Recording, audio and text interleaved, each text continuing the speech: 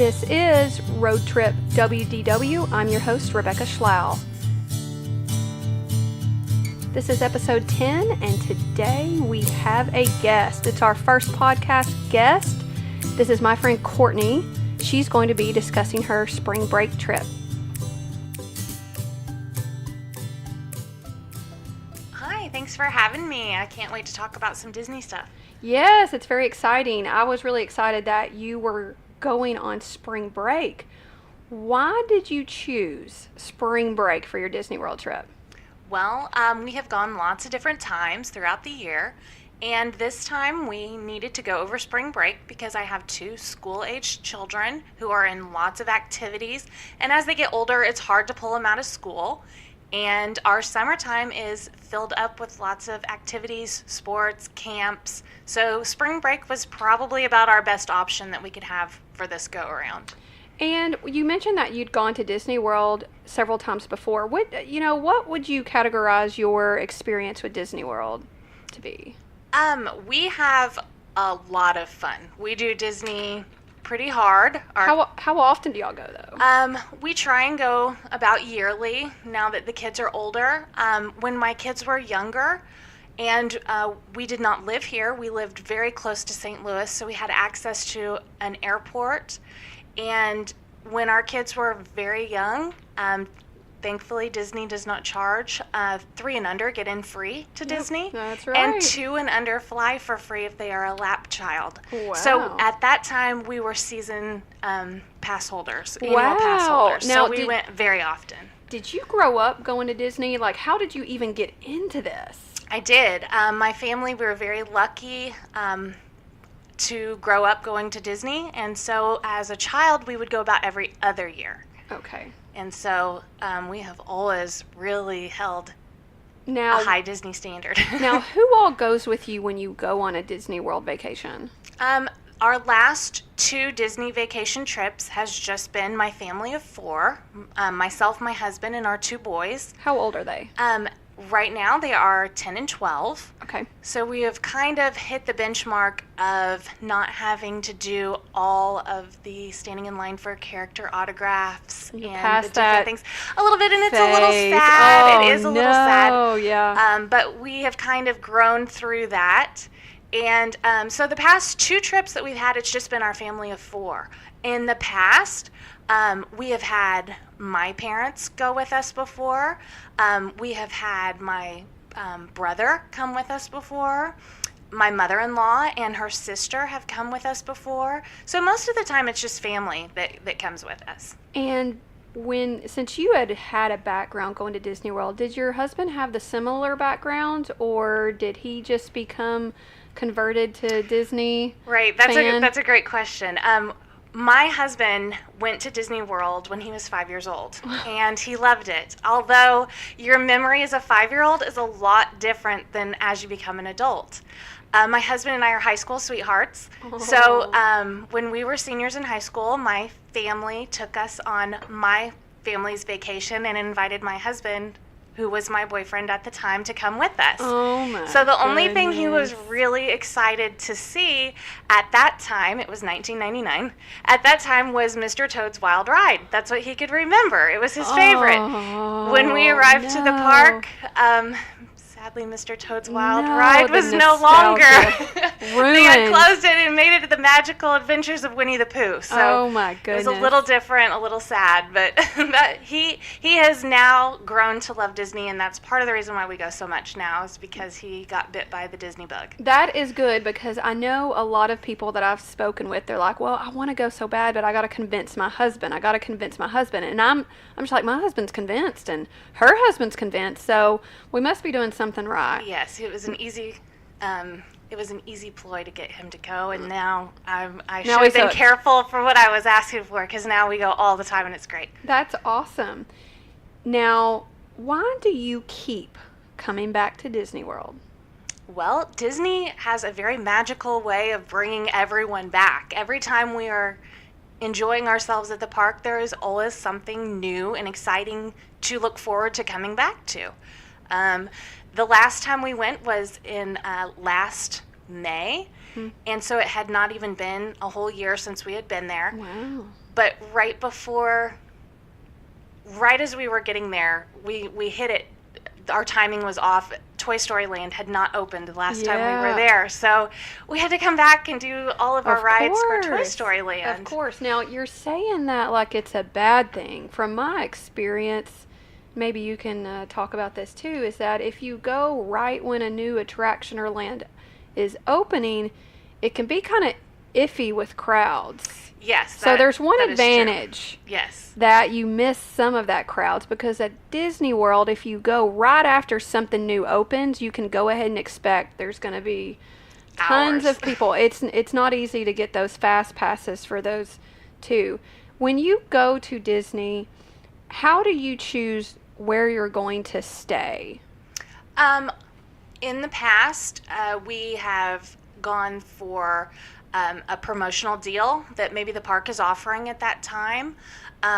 We like to stay at premium hotels on property that a lot of times are on the monorail system. So are you saying that you only stay on property? Yes, we do. Yeah. I'm telling you guys, there's something just a tiny bit more magical staying on property. So you guys like the deluxe resorts. Have y'all always done deluxes? No, we have not always done deluxes. We also really enjoy Port Orleans Riverside, and that is actually where we stayed this last trip that we just got off of, was Port Orleans Riverside. Did y'all get a good promotion for this one, or how do you plan your trips? We knew that this year we needed to go during spring break, so we primarily had dates picked for that time. Mm-hmm. And then we kind of looked to see what was offered. We also like staying at the Polynesian Resort, mm-hmm. and the Polynesian was booked at that time. It was filled to capacity, so we were unable to get into the Polynesian. Our trip in March, we stayed at the Floridian. Mm-hmm. So we kind of like to bounce around through a couple ones so that we're not staying at exactly the same place every time. So sometimes you go to new places you've never been?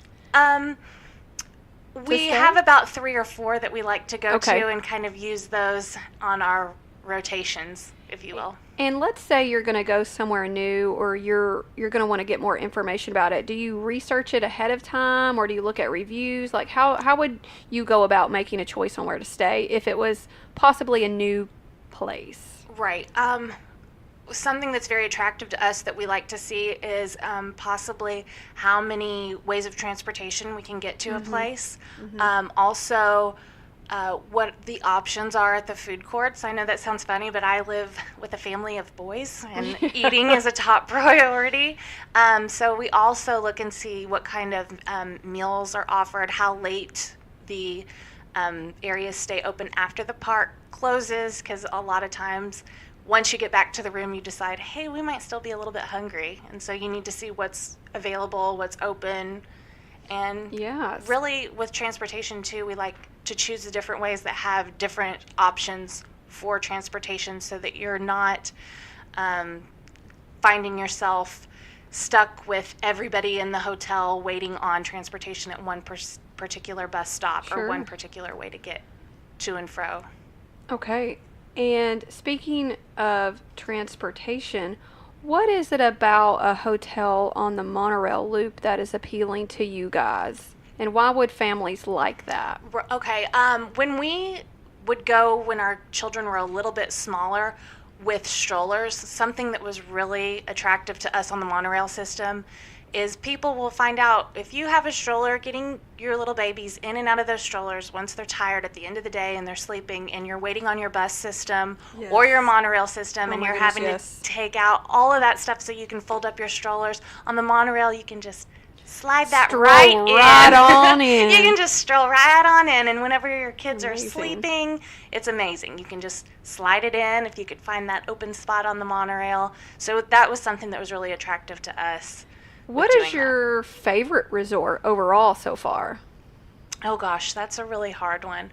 I really like the Polynesian. It's beautiful. It's just, you just really feel like you're really on a faraway vacation somewhere nice and lovely, and then you still have the chaos of Disney, but then you can come back to your room and it's just pretty serene. We really, really, really love Ohana's, and that's the Ooh, restaurant that's in yeah. there. I've heard about that. This past trip, we had 2 dinner reservations there. We had a You are kidding. nighttime dinner reservation, and then we also had a breakfast reservation there. And the Yeah. breakfast is a character meal. It's a Lilo and Stitch character meal. And that's really important to point out, is that a lot of people will book Ohana for lunch or dinner and they will expect characters, but that's not so. Correct. Their character meal is a breakfast. It's an all-you-can-eat family-style breakfast. So speak more on why this sort of dining option, so a family style dining, what does that actually mean, and how would that be helpful for families? Okay, so we choose to do the Disney dining plan,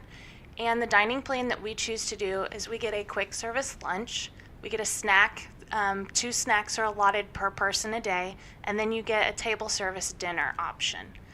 Our table service dinner is going to include all of your drinks, your meal, and a dessert is included in that. And if you're an adult of drinking age, you also are offered 1 alcoholic beverage with your meal plan too.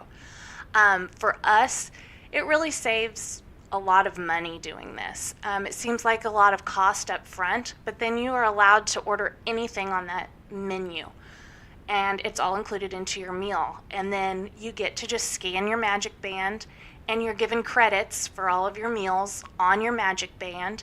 And you just scan that band and you're ready to go. There's really no reason to carry anything but your Magic Band while you're at the parks. Has the dining plan, do you think, for you guys, has it always made sense for you guys, or did your kids hit a certain age where it started making sense? I mean, how did you decide that the dining plan was right for you? Because my family, we don't get the dining plan because for us right now it doesn't make a lot of financial sense. Mm-hmm. My kids are also girl eaters and they pick at their foods and would be just fine with a lunch bowl. You have boys, growing boys, Right. so I'm assuming it's different. But at what point did you know the dining plan really made sense for you guys? When my husband and I, before we had children, we did the dining plan, and it was new at that point. And at that point, alcohol was not included in your adult meals. Mm-hmm. But at that time, when the dining plan was new, it was an appetizer for each person. It was a meal and a dessert. I was newly pregnant whenever I went, and we laugh about how I ate my way around the world. Yeah. It's so much food. And actually, by the time you're done with the Disney dining plan now, you're miserable. You feel like you can go walk that extra 8 miles that you've walked during the day because you're so full. And for us, it really makes a lot of sense because our children now are eating off of ages 10 and older are considered an adult. So Ouch. now they're eating Ouch. more, and it's more cost effective now for us to just go ahead and do that because I have 4 adults now eating Oh off my of goodness. the Do you meal ever plan. have snack credits left over? The great thing about that, no, to answer the question, no, we don't. The great thing about your snack credits, at some of our resorts that we stay at, you can bundle your snack credits. You can get a full-size pizza. So Oh my gosh, I had no idea. we will get a pizza in the evenings when you come Yeah, back to like the as a room snack? as your snack Yeah. option. You can bank together your snack That's awesome. options and get a pizza, and they will deliver it to your room. So That's we do amazing. pizza. Now, going back to that Ohana, which you mentioned, how many dining plan credits or how many table service credits did that cost you? That just cost 1. That Just costs your one. 1 dinner. That's the sit-down table service credit. Okay. The only thing that cost us more than 1 table service credit was the nighttime dinner at Be Our Guest at Magic Kingdom. Okay. And that's more high-end eating. It's fancy, y'all. It's very fancy. At the end of your meal, you do get your receipt to know how much money your meal is. Oh dear. I will disclose Yeah. that our How meal much? at Be Our Guest before tip, because you still are expected to leave a gratuity. Before we paid our gratuity, our family of 4, our meal was over $400. Whoa. So Whoa. the dining plan was really worth it for Yeah. us, although it did take 2 of our table service meals. Sure. But Was it worth it? It was worth it, yes. Wow, that's good to know, y'all. The Be Our Guest restaurant recently changed, I think, about a year ago into a 2-table service credit restaurant, and they changed some of the menu items, and it caused a big stink around the Disney World community for a bit because a lot of people were complaining that the food was, too fancy. It wasn't going to be good, but here we go. We got a live review, and apparently it was very delicious. I'll ask you a little bit more about that probably in a little bit, but the one thing I wanted to ask you about Ohana, when you mentioned it was family style, now I believe there's a few restaurants like this on property, and they actually bring the food to you? Yes, they do. Okay. And they bring it to you on... So it's not a buffet? Correct. And it's like on a large platter. It's a large dish, and you get a small sampling of many different items. For example, our breakfast at Ohana had small Mickey Mouse-shaped waffles, of course, scrambled eggs, sausage, bacon. There were hash brown potatoes, and refillable. They make a special kind of, I think it was like a papaya guava juice for the morning, something like that. It was. Adults liked it. The kids did not. What's the name of that stuff? I honestly don't remember. It's not Jamba Juice. It's no Jamba Juice. That's it was something. It was some sort of special juice that they make. That's it. I know about it. But then you could eat all of that breakfast, and then it was unlimited. So then your server comes back around and asks if you need refills on anything, and then they will come back and serve you another small platter of a refill of anything like that. In restaurants like this, one of the things I like about it is that even though buffets are wonderful for kids because they can get whatever they want, when you have really small kids who have to stay at the table, it's very hard to have one parent watch this kid and another parent go up to the buffet. It takes forever. So something like this where it's family style, it's kind of like a buffet at your table. It's a happy medium between a buffet and just ordering off a menu. So I'm very interested in checking out Ohana. I'd originally planned to go my next trip, and I keep hearing great reviews, so I think we may keep that reservation. Now, tell me more about how you decide to plan your vacation with your activities. I mean, are y'all a ride-centered family, attraction-centered, or do y'all have events y'all want to go to? Like, how do y'all actually plan your days, and how much time do you devote to each park? Well, that's a great question. We have done several different things in the past. This year we did use a friend of ours who is a travel agent, and we basically gave her a list of what restaurants we wanted to eat at. We let her put the reservation in to find our time, and she was able to give us the so many days out to book those reservations for us. And then depending on where she got us in to our restaurant, that's where we would say, okay, here's our top 3 ideas of what we would like to try for a fast pass in that park.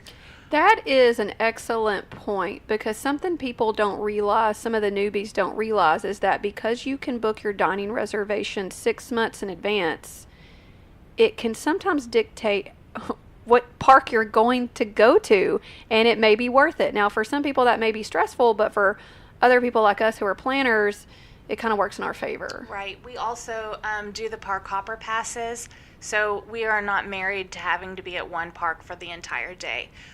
We may have a dinner reservation at Magic Kingdom, but our fast passes for that day may be over at Hollywood Studios. So, have you always liked park hopper passes, or is that something that grew onto you? No, we always have done a park hopper pass. That's so for you, it would be really weird and foreign to even go back to just one park a day. It would feel restricting. I know. Yes. Same here, but I understand, it does save you money just to go to one park a day, but for those of us who are Disney people, we love park hopping.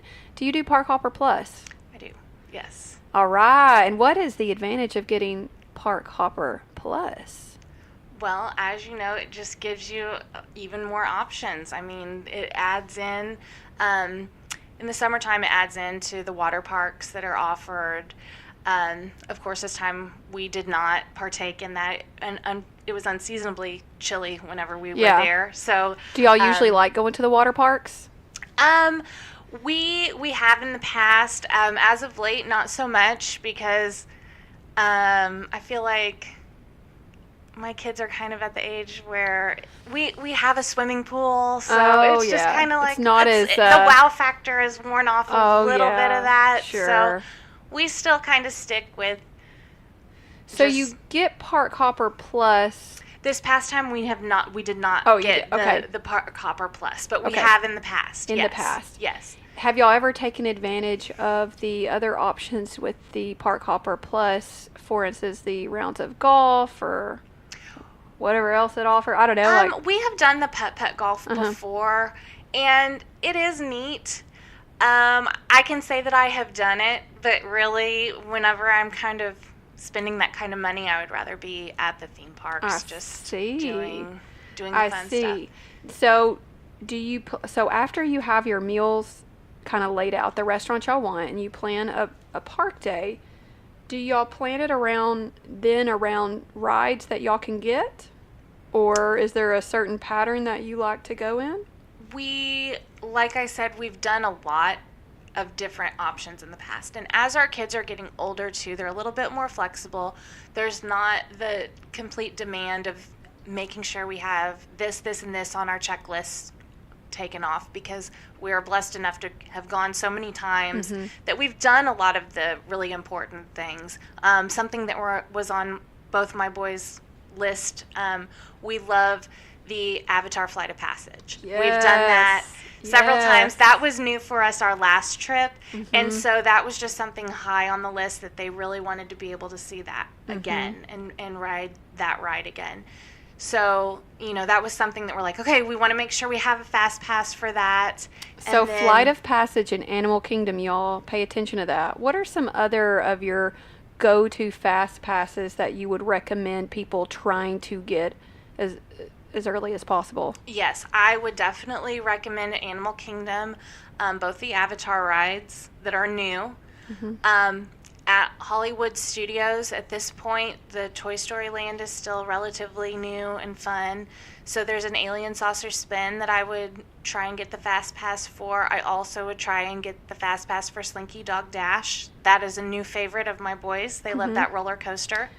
Yes, I'm excited about going because, like you guys, we went I'm talking about a shade before it opened, and it was a little painful to know we're missing out on that, but I'm really excited to ride Slinky Dog. Yes. And so I hear the lines, though, can get crazy if you don't have a Fast Pass. We did both this past. We had Fast Passes for Slinky Dog, and we also stood in line. We were given an estimate of a 2-hour and 15-minute wait. Ooh. Our wait was 1 hour 20 minutes. That's so actually it was pretty actually good. Really good.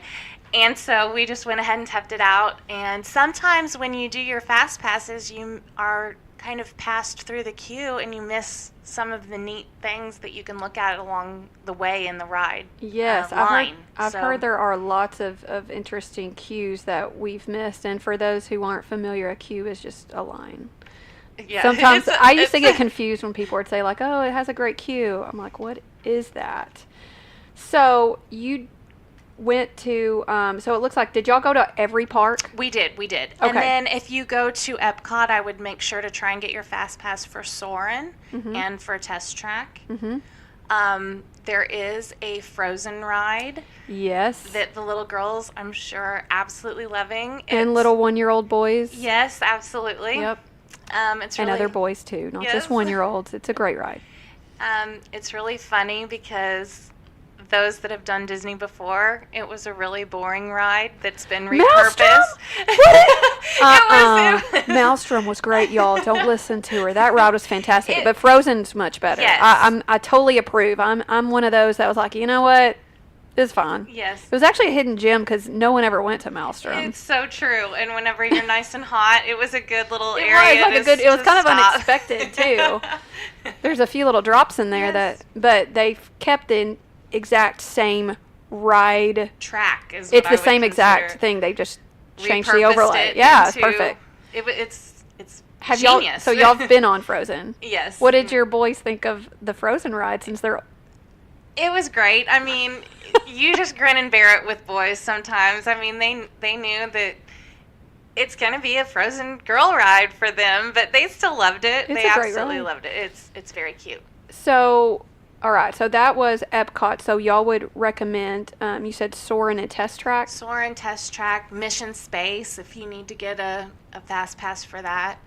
Now keep in mind, y'all, that if y'all have listened to my prior podcasts, you've already known that some of the parks, 3 out of 4 of the major theme parks, have tiered fast passes. So you might be able to only book one of the e-ticket, what they call the e-ticket attractions, which is going to limit you somewhat. So sometimes you just have to pick one of the best rides and then a few of the other not as I don't want to say boring rides or not good rides, but they aren't as crowded. Hyped up. Yes. And okay. But that's also why I would recommend having the park hopper. Absolutely. Because then Now, you can switch your fast passes around. What would be some of your favorite fast passes to get at Magic Kingdom? Because y'all, the Magic Kingdom is the one park that does not have tiered fast passes, and it happens to have the most attractions. So how do you choose fast passes for a place like that?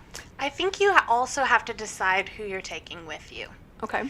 If you have a lot of littles with you, you're not going to have to try all of the rides that my family is worried about getting fast passes for. The high thrill rides, you mean? That's the roller coasters, yes. Yeah. I would say if you are in Fantasyland, which has a lot of your traditional Magic Kingdom rides, if you've been before, Peter Pan is always very busy. Crowded, y'all. It's I would weird say that it's so get crowded. A fast pass for Peter Pan. Do you think it's worth a fast pass? I Ooh. do if you really want to see that attraction. And you have because little I've kids. seen the line really, really wrap around, and you have a 90 or 120 minute wait for a very quick attraction, and I just feel like you don't want to waste your time standing in a line if you can get a fast pass. That is true. But like you mentioned, for your family, you have boys, and they like the high thrill. They are thrill seekers. So at Magic Kingdom, our fast passes usually consist of Space Mountain, which is an indoor dark roller coaster. Mm-hmm. Seven Dwarfs Mine, mm-hmm. Another roller coaster that's really fun. It's a newer attraction. Since it's newer, y'all, again, it's one of those that you really need to get a fast pass for if you plan on riding it at normal during the day. Yes, I would expect that's one of the longest wait times at Magic Kingdom. I believe it is the longest. Yes, and it's been open for a while, and it still hasn't died down. And I think because it's one of those coasters that is not huge, just terrorizing for little kids. Like my 5-year-old loves it. So it gets a mix of the thrill seeker crowd for the older kids, but also the younger kids who are above 40 inches and above can ride it. So it gets a ton of traffic. Yeah, super fun. What else do you like? We also get a fast pass for Splash Mountain and Big Thunder Mountain. So a lot of the coasters. How do you make the choice if you only get 3? Which 3 are you choosing? Well, if you're asking me personally, I would skip out on Splash Mountain because I don't like to be wet. But that's true. Okay. That's part of it. It's part of it.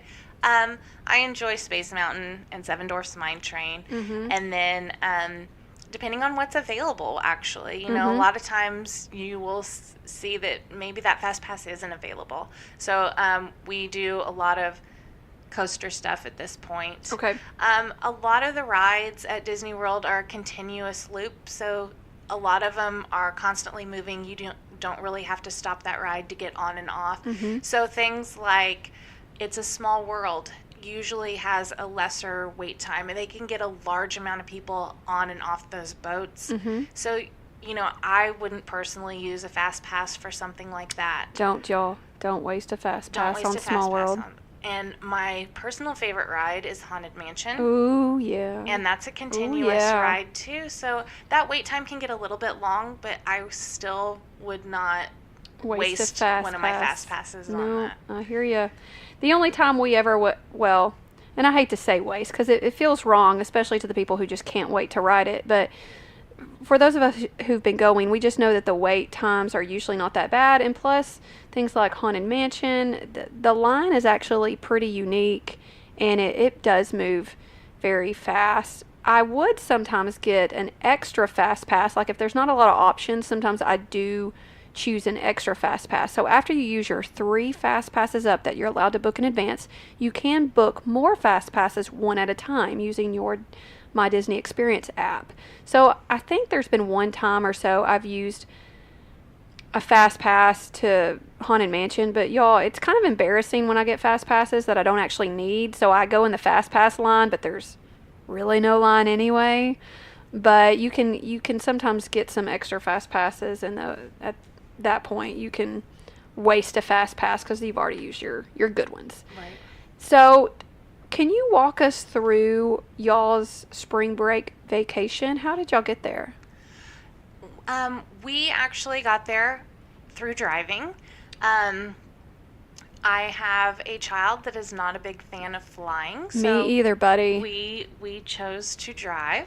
And how long was y'all's drive from Central Arkansas to Orlando? On our way down, we left after school time on a Friday, and we went ahead and drove 8 hours, and we made an overnight stop on the way down. And we stopped at about 10 p.m. And then we got up the next morning and finished our drive. And so in total, with bathroom breaks, food breaks, gas breaks, we probably were about a 15-and-a-half-hour drive with those stops, because there were a few things that, we would stop and stretch and do this and do that on the way down. So actually, we got down on Saturday. We did not check into our hotel at Disney until Sunday morning early. Okay, so, well, I have a few questions. First, what are some road trip tips you could give other families who are planning on doing that drive? Because there's lots of families like us that do drive, and we do stay overnight, and we also have kids that are, they're not exactly thrilled about a huge drive, but how do you manage that? What are some tips you might give some families? I would definitely, if you have a movie player in your vehicle, I would definitely get some new DVDs that you have not seen before. So something to shorten your drive a little bit. We are lucky enough to have a hotspot in our vehicle. We have unlimited screen time in the car with lots of screens, with guys. Our kids. Screens. Lots of screens. Don't be one of those parents that just says your kid's going to play with toys. Load them up, y'all. Yeah. Load them up with screen time. We had ridiculous amounts of screen time, and then when parents totally acceptable. Are so tired and ready for bed at the hotel, kids are still wide awake because they've napped or they haven't done anything the whole time. But no, we do a lot of screen time in the vehicle. Nothing to be ashamed of. We're all parents. Lots of YouTube videos. Yes. Our satellites that we use for our television, they can hack in on that on their little tablets and phones, and they were watching television. So with boys your ages, and the ages of the boys again are 10 and 12. Do they have a problem with long road trips at this point, or are they able to keep themselves pretty entertained? Not at all. I have perfect travelers. Oh, that's so amazing. Our family lives 8 hours away from us, so my kids have been drivers and travelers. It's just the way it is. Perfect. So they do really, really well in the car. Okay, so since y'all arrived at Disney World technically a day early, what did y'all do? We visited Disney Springs. You did? Where'd y'all stay?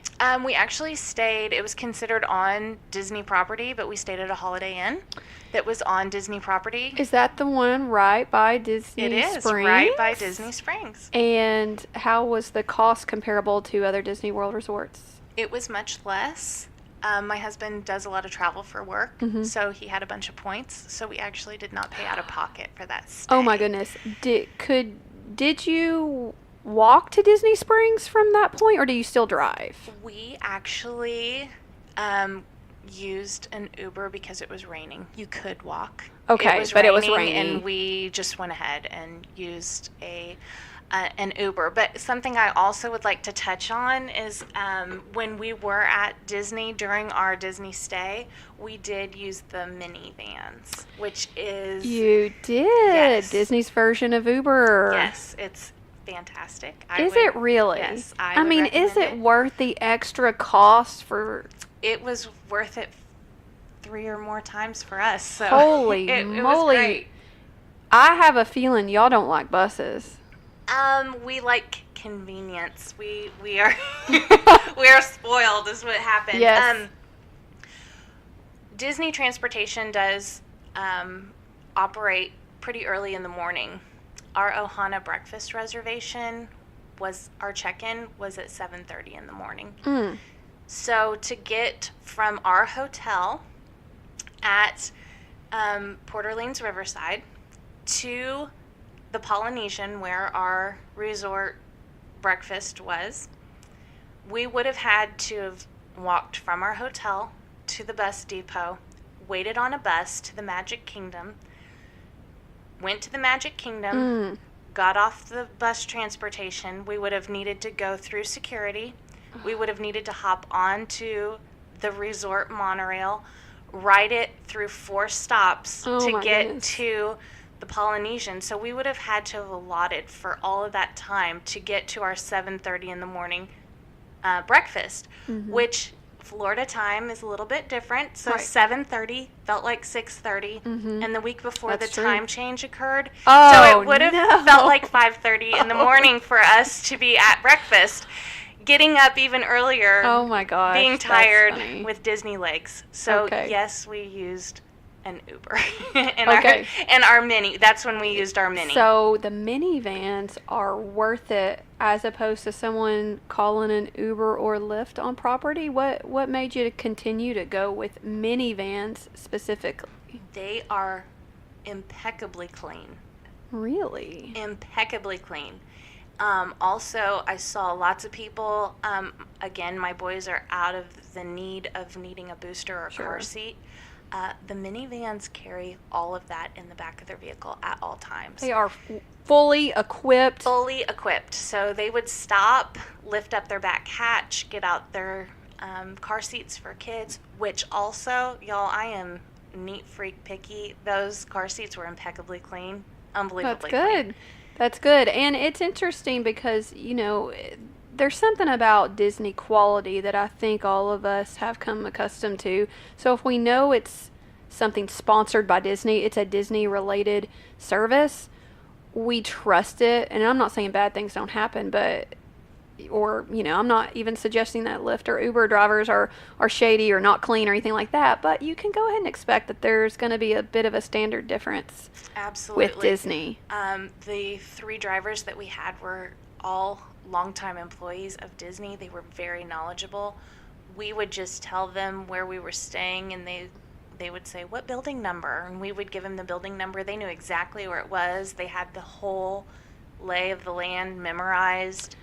Now, they were very knowledgeable about things at Disney. They would tell us little tidbits about things. So you get a little bit more bang for your buck. But speaking of bucks, tell us the downside. It was a little costly. How much would you average a typical ride would be if you're comfortable with that? About $30 with tip. That's right, guys. It's going to be a little bit more pricey, but again, you're paying for a little bit of that luxury on vacation. Had y'all already known that y'all might do minivans this time? We did. The second time that we used it, we knew we were going to use it for that early morning breakfast. The other time that we used it was after we did Disney After Hours, which is another ticketed event. And that is something we're going to touch on in just a minute because I'm really interested in that event. So that event was over at 1 a.m. And we were tired. We had been going since 8 a.m. and it was 1 a.m. and we were tired, so we got our mini again for our ride home. So we didn't have to stand any longer and wait on our transportation. Okay, so you guys arrive in Orlando and it's rainy. Y'all check into the Port Orleans Riverside. Well, no, Oh, the we first checked day. into the Holiday Inn. Holiday Inn. On property. And y'all had already planned this in advance. Yes. Y'all knew y'all were going to be able to get there early.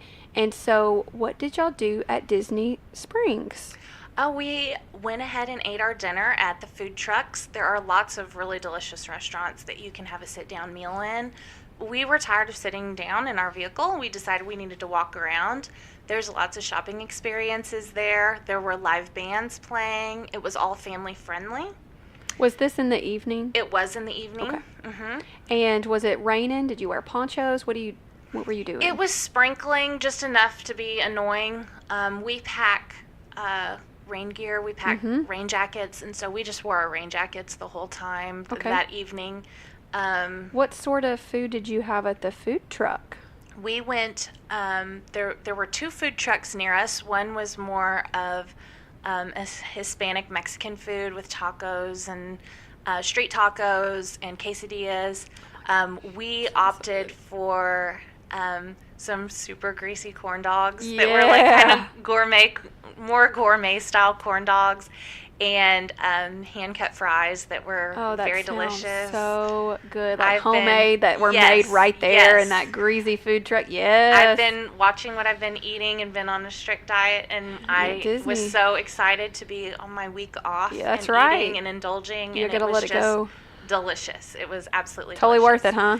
Absolutely, totally worth it. For other families that may want to check out Disney Springs, what are some of y'all's favorite things to do at Disney Springs? And of course, our main thing we love to do at Disney Springs is eat. Yes. And we like to try some of the restaurants. But what is y'all's favorite things to do, and what are your other favorite places to eat in that area?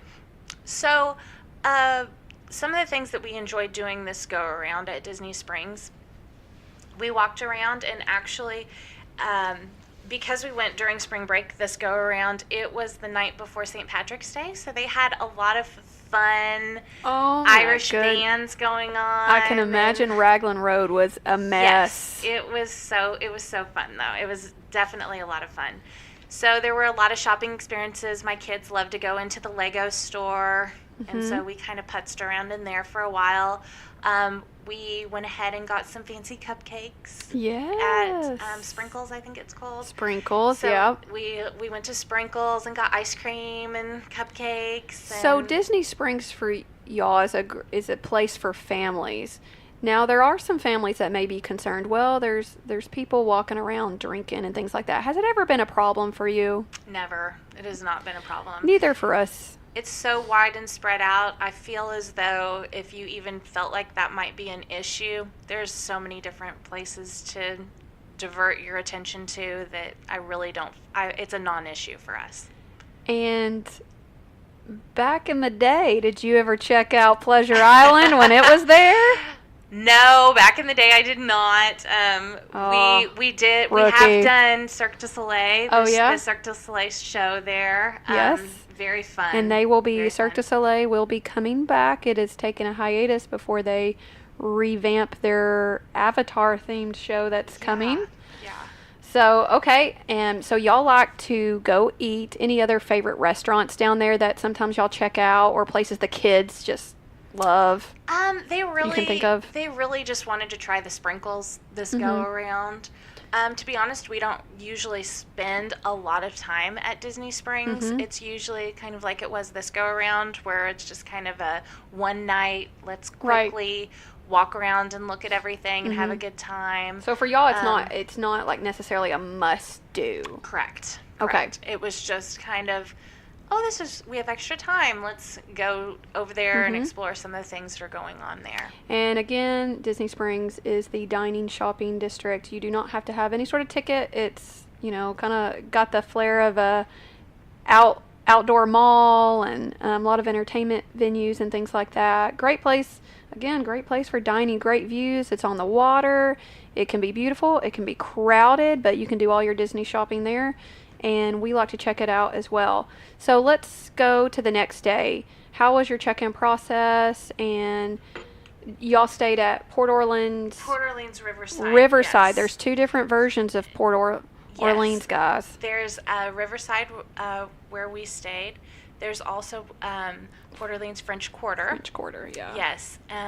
We prefer Riverside. There's a few more bus stops over there. It's a little less crowded. We prefer the way that the rooms look over in that area a little bit more. So we've always chosen Riverside over French Quarter. So you guys aren't a rookie to Riverside. This is a place y'all like to go, and this is a moderate resort. Yes, that's correct. We enjoy this resort. There are 4 bus stops. We like that. The bus stops in the morning aren't as busy as some of the others. So you're not going to be overwhelmed with as many people as some of those that only have like one bus stop. Correct. Okay. And you mentioned earlier about the food court. Tell us about the food court there. The food court there is very extensive. They flip their menus a lot with breakfast, lunch, and dinner. We have always had great experiences with their pizza there. My husband loves the pizza at Port Orleans Riverside. You know, I've never heard anyone mention some stuff about the pizza, but this is so interesting. Yes. Did y'all try the Mickey-shaped beignets? Yes, we did. What about the boozy ones? I did not this go around, but have you tried them? No. No? I've never stayed there. You haven't? You have to stay there. It's a great place. I want to go eat over there. They have a really fantastic kids pool area. Again, this time it's a little too chilly to swim. But well, you know, back in the day, back when I used to go when I was little, you know, no one was there guarding you from pool hopping. Yes. So I believe I've actually swum in that pool before because they have a slide that's. Yeah. They have slide. I mean, it's lots great. Of fun stuff. Yeah. Absolutely. Okay. So the food options are good. Do y'all ever eat at the restaurant there? No, I have not. Not because it's supposed to be absolutely delicious. We have not eaten there just because usually we have had a reservation at a theme park. And now Riverside, does that have an option where you can take a ferry to Disney Springs? Yes. Okay. Yes, it does. So that's interesting that you don't have to catch a bus. You can just catch a little boat and it will take you to that shopping dining district we were just talking about. Yes. Okay. So when y'all check in, how was the check-in process? Absolutely perfect. We thought we were going to have an early check-in and we were afraid that perhaps our room wouldn't be ready, which also is not an issue at Disney. If your room is not ready, you are allowed to leave your luggage with them with the bellhops, and then they will deliver your luggage to your room. So that's great, guys. If you get there too early, you can still drop off all your stuff. Absolutely, and then you're able to go ahead and go to the parks. Whenever we got there, we were told that the hotel was at capacity, and so they did not know if there was going to be an available room for us. And when they looked, they said, actually, we have 2 rooms available right now. Wait, hold on. When you got there, you'd already had a reservation. Yes. And they told you may not get a room? No, they told us that our room might not be ready. Oh, God, you scared me there for a minute. I'm like, is this something that's happening? No. Okay. That we had a room. It just might not be ready for us to go to the room. But Disney it was ready. Disney magic happened. Yes. They laughed and said because it was St. Patrick's Day, I believe. They said, oh, the luck of the Irish is with you, or your room is ready. That's right. So we were able to go ahead and check right into our hotel room.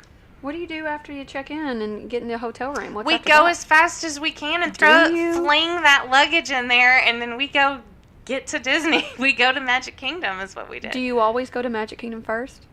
Depends on where our reservation is and what. So not necessarily. Not necessarily. You're not strict or rigid with. We're pretty go with the flow. We are pretty go with the flow. So that first day we did have a dinner reservation at Crystal Palace at Magic Kingdom, which is a buffet. Mhm. And so what time of day did y'all actually get over there, and did y'all took the Disney transportation and you took the bus over there to Magic Kingdom? Over there. How was your overall, how was y'all's waiting for buses? Like, how did that go for you guys? Amazingly well. There was very little wait times overall, and Disney has a really fantastic way of letting you know when they're getting ready to pick you up on the buses. It's a newer thing. It was there the last time we were there, but it's a newer thing where they have a television monitor and it gives you the times of when your next bus up to date real time of when your bus is going to be arriving. What's the longest you've ever waited on a bus or what's the longest you waited this time for a bus? About 20 or 25 minutes. So that still seems pretty long, but it was during the peak times is what I would say. Okay, so about what time did you actually get to the Magic Kingdom? The first day? Mm-hmm. We were there probably 10 o'clock. So pretty early-ish in the day. Tell us about getting through security these days. They're very thorough, and the lines are long, and I am 100% okay with that. Yes. I will wait. We I will want do this, guys. I will do whatever they need me to do. There are probably 12 different lines that you can go through. Each line is two-sided. There's one security guard checking 2 lines. To make it easier for everyone else, unzip everything that you can unzip on your bag, on a diaper bag, on a purse, on a backpack, on your stroller, whatever needs to go through. They will look at everything. They are going to pull stuff out of your bag. They're going to look at it, and that's okay. I mean, everybody's got the same stuff. Mm-hmm. So no one's getting through unscathed. Right. And then so you'll have a line. There are metal detectors, too, that you will walk through metal detector. Every time? Not every time, no. And the thing, we carry a backpack because, again, the ages of our kids, we carry a backpack that has all of our jackets for the day. And that's in our backpack. And then I carry just a small, more of a backpack style purse. If you do not have a bag, you do not have to go through that security check, that first checkpoint where they're checking bags. Mm-hmm.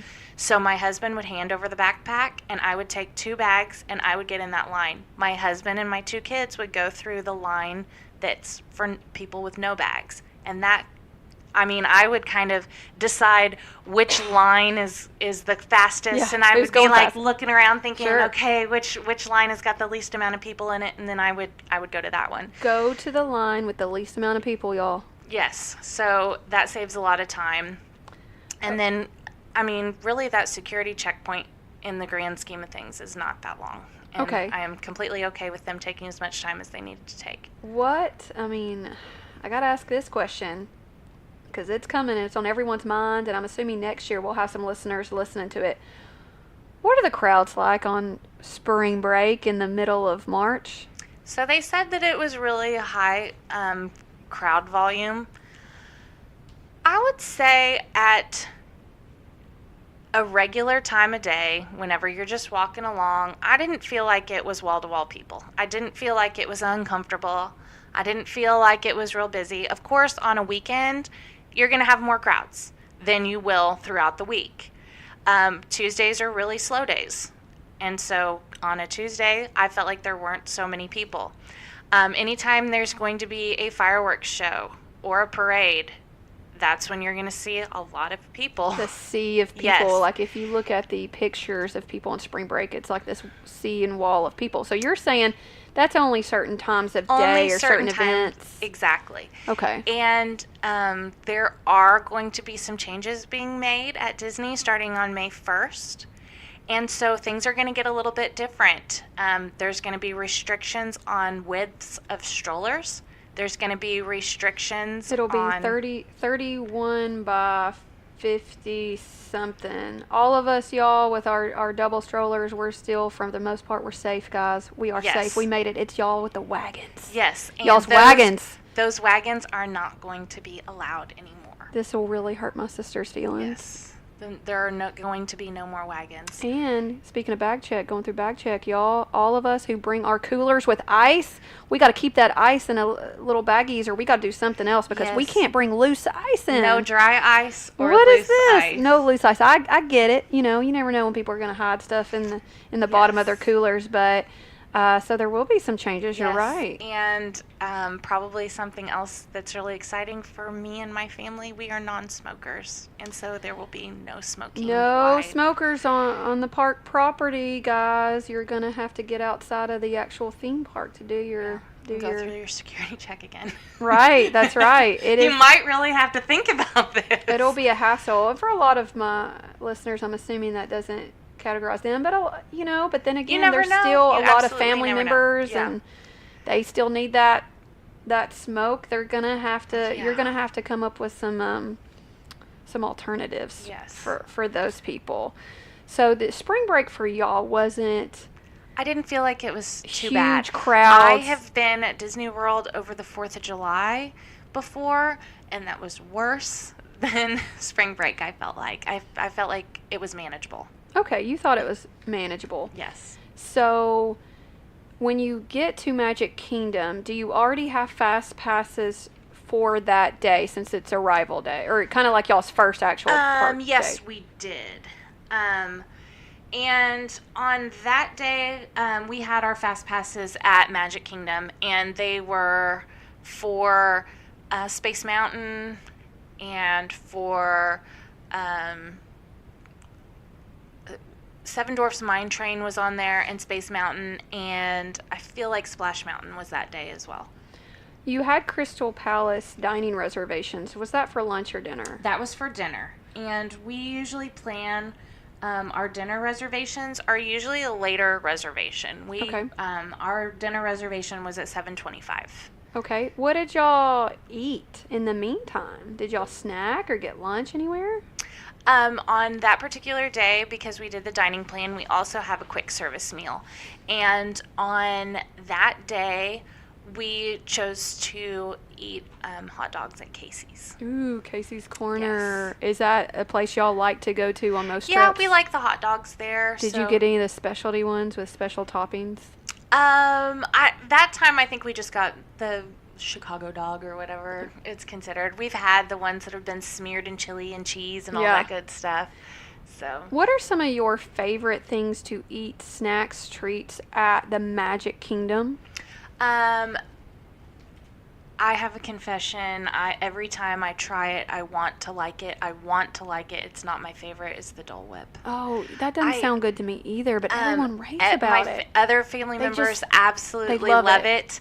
And I want to like it. Every time I get it, and I think I'm going to really like it this time. And every time I'm like, hadn't grown on you, I really don't like it. But they make a pineapple upside down cake with the Dole Whip pineapple ice cream. Still not soft your thing? serve. I really like that upside down cake. Really? Yeah, it's delicious, but it's just... And it's at the same place. Yes. Now, keep in mind something as you guys are looking up, if you are planners like us and you like to look at menus in advance, keep in mind that some of these restaurants nowadays in Disney properties and in Magic Kingdom, they have a mobile ordering option, and this will save you a ton of time. And speaking of Dole Whips, the Dole Whip lines, from what I hear, get kind of crazy, but you can mobile order from your app. You pay in advance, and you essentially beat everyone in line and go straight up to the window and get your food. I would say we used it many times, and we called it our food fast pass. Did y'all kind of scoff at all the people in line and act real fancy as you went up to the window? We know, my boys, yes. Even on fast passes, it was ridiculously embarrassing whenever we walked by, and my boys are like, oh, it would be terrible to be standing in that line, wouldn't it? As we're whizzing by, I'm telling them, stop running. That's amazing. Yes. Okay, what are some of your other favorite treats or snacks at Magic Kingdom? So I mean, you can't not have Mickey ice cream treat with like a Mickey bar? Mickey bar, with yes. the chocolate and absolutely. the ice cream in the middle? This go around, my boys tried the Cheshire Cattail pastry. Oh my goodness, That's over by the teacups. I want to try that so bad. It's a chocolate-filled pastry with pink and purple icing to look like Cheshire Cat tail stripes or something? Yeah, like on his it. coloring. They said it was absolutely delicious. I tried to get a bite, but they were kind of stingy with it. So that's worth it. I can't wait to try that. Yes. I really Also, want. at that little spot, I got a cheese-filled pretzel that was delicious. And is that a Cheshire something? Yes, something? it is exactly it's not Storybook right Treats. No, it's not. And I don't have the answer to what that's called, but it was right there, and it was delicious. They said they got it more than once. So. And I hear some people even get that for breakfast, the Cheshire Cattail, because I believe it opens. Like, it's one of those places at, I think it's Cheshire Cafe or something like that, where it's only open a limited amount of time. Like, you're not going to get it at late at night. It seems like it's always closed. So it actually, I would say we ate it both times in daylight hours. Yes. So I feel like it was... because that's been one of the reasons why I've never been able to eat there, because it's always closed at night when we tend to walk by. Yes. Okay, so those are good treats. Any other must-have treats or snacks at Magic Kingdom for y'all? This go around we did not have it, but there is it's a frozen drink. It's over it's Gaston's Tavern, and it's Lafrau's Brew or something. It is that, and it has like a toasted marshmallow tasting froth on the top. It's supposed to look like it's a non-alcoholic beverage. It's supposed to look like a beer, a frosty mug beer, right, or something like that. And it's good. It's like it's kind of like an apple cider, frozen apple cider, and it's kids love it. They did. Did y'all get anything else at Gaston's Tavern while you were there? Because I can think of a few things there that are pretty good. Yeah, that is a good little pit stop. We didn't really so much that time. We do the typical popcorn. We do a lot of shareable things that are lots of pretzels and popcorn and ice cream treats. And we can talk about that more too, but at the Disney After Hours, that was all included snacks. Yes. Yes. Well, and so unless there was anything atypical about your first day experience, I would like to go ahead and jump to the extra, what is it called? The After Hours event. It's a ticketed event. It's an After Hours celebration. Now, do you have to have a ticket for that day to get in? Because I don't think you do. You do not. You are able to start checking in for that party at 7 p.m. So I do not think you have... Actually, I take that back. You do have to have a ticket to get into the park for that day. You do. I remember just reading something about that. You have to have a ticket to get into the theme park for Magic Kingdom for that day. So you'll have to already have ticket admission, and then but it seems like there is something. Maybe we're thinking about one of the parties, the actual Halloween or Christmas party, where you can get in a little bit earlier. Yeah, I feel like you're able to start checking in at 7 p.m. to get they just give you a wristband for it. So I think that's what I'm confusing things with, is doing that. But I think you do have to have admission to the park, and then you can start getting your bracelet at 7 p.m. But then the park will close at 10 p.m., and that's whenever the after hours party starts. Now, y'all, these after hours events I really think that these paid extra events are becoming the new thing if you want to experience Disney World rides without lines and without as much hassle and without crowds. You're going to find these popping up in the mornings and then after hours events. Now, these after hour events are usually several hours, and the whole park is pretty much open for you guys, but they have a very limited number of tickets that they sell to these events. So it's amazing. Now, it's not going to be cheap, and it's not going to be cheaper for kids. I mean, everybody's going to be the exact same price, but what are some of the advantages, and why would this be a favorable option for people? Okay, there were, it is a little pricey to do it. You get 3 extended hours. So maybe for really young kids, it might not be a good option because it is late. It was from 10 p.m. to 1 a.m. And you got, there were 25 different events and rides, experiences that were open with really limited waits. I would say maybe 10 minutes was the longest we had to wait. And the other really great part is there were unlimited drinks and treats. Yes. What sort of treats? So you got any kind of ice cream treat, like from the cart. Any kind. You could go like up you got to that whole cart. menu of ice cream treats, and you can just pick which one you want. Whatever one you wanted. Ooh. Popcorn, any kind of bottled drink. There were sodas, water, And they have Coke products, right? Yes, there are Coke products there. All right. And bottled water. As much And it as you was just want. As much as you wanted.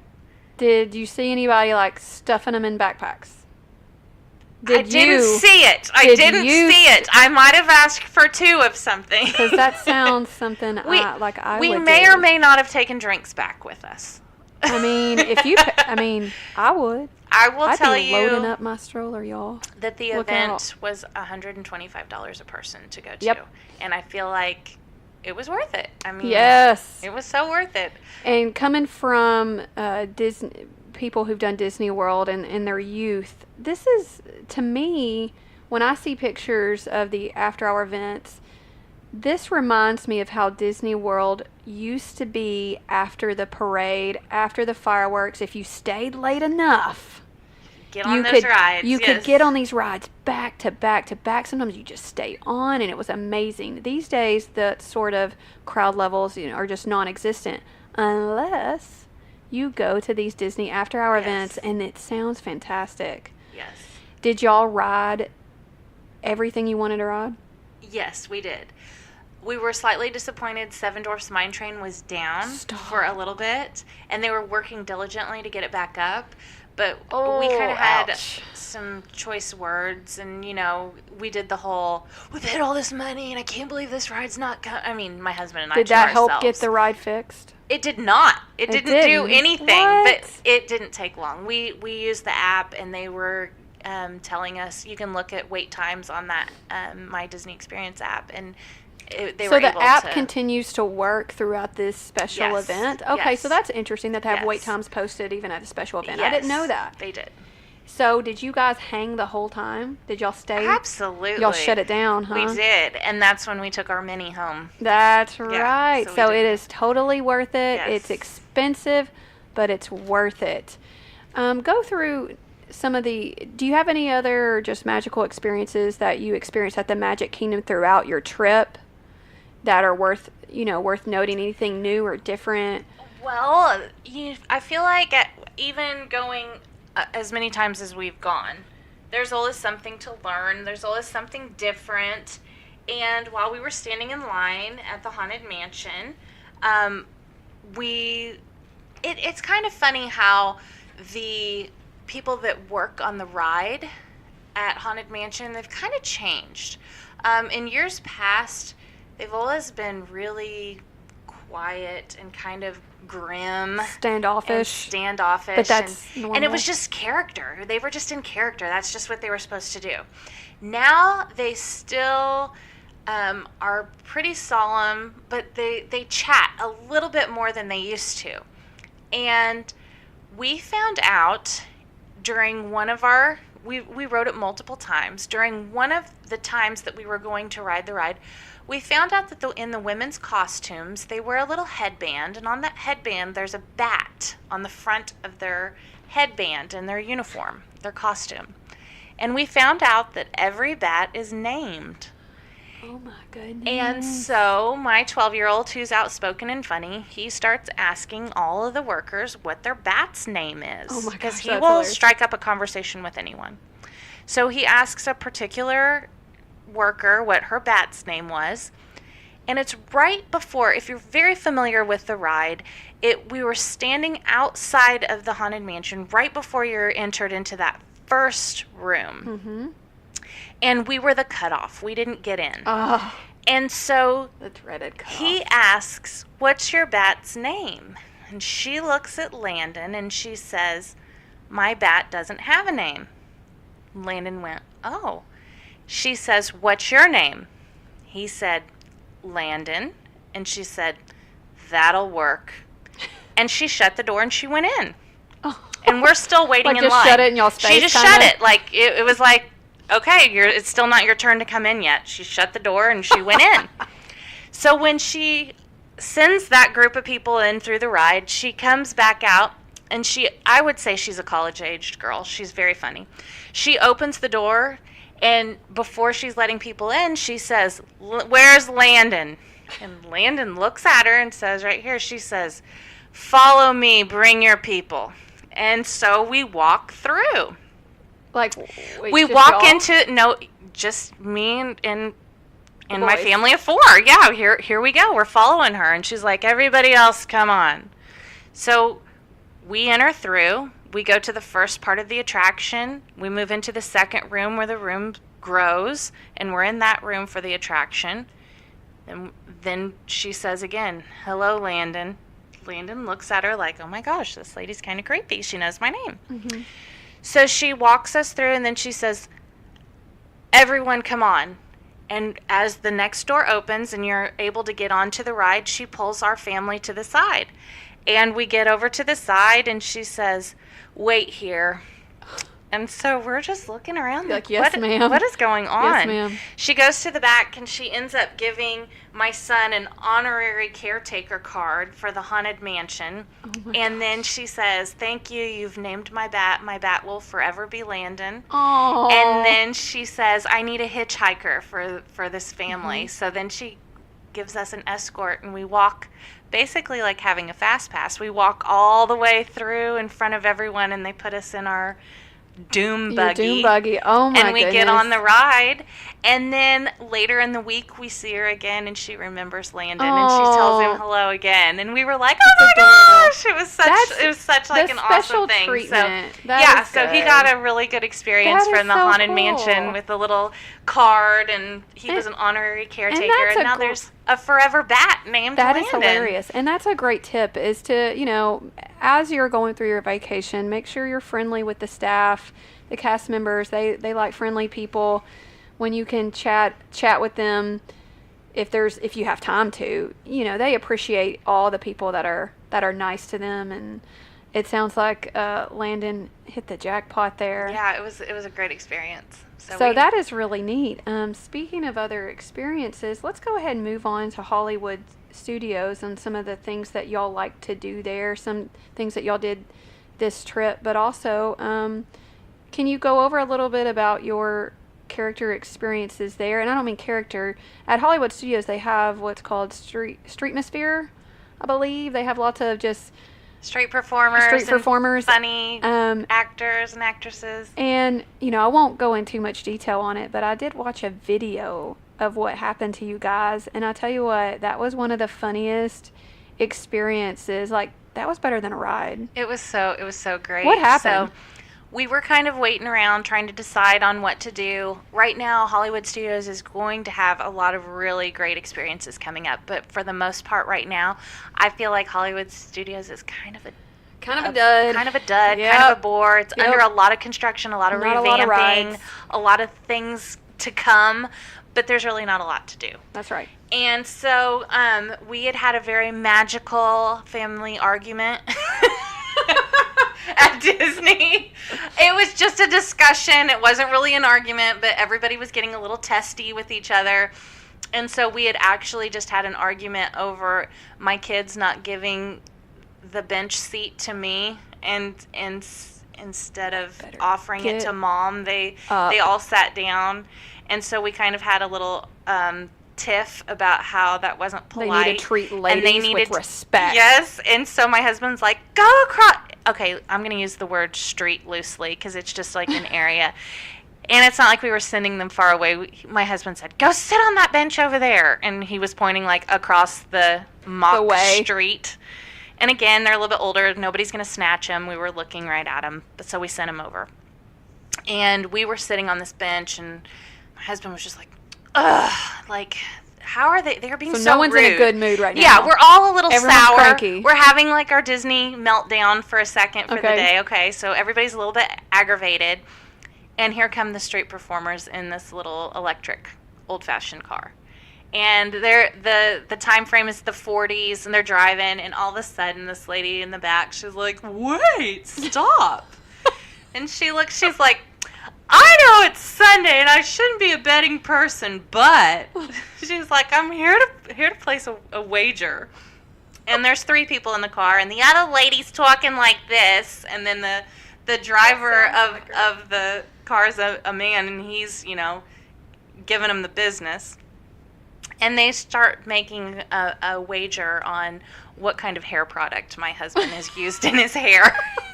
And so it's immediately hilarious, okay? So it's totally gotten us out of our funk. And the kids come back over. The kids come back over. All of a sudden, they're like, hey, wait, something's going on over there. They're getting attention. So then everybody's in a good mood, and oh my goodness. Y'all, that was so funny. They have fake paper money that they're making bets with. And what were some of the things they guessed were in your husband's hair?